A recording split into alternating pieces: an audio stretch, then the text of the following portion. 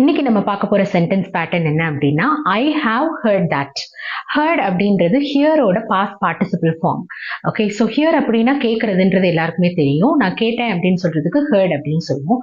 இந்த இடத்துல நம்ம என்ன மீனிங் புரிஞ்சுக்கிறோம் அப்படின்னா, ஐ ஹாவ் ஹர்ட் தட் அப்படின்றது நான் கேள்விப்பட்டேன் அப்படின்னு சொல்றது. ஸோ நீங்க எதை கேள்விப்பட்டீங்க, அதை எப்படி நீங்க சென்டென்ஸா மேக் பண்ணலாம், வாங்க எக்ஸாம்பிள் சென்டென்சஸோட பார்க்கலாம்.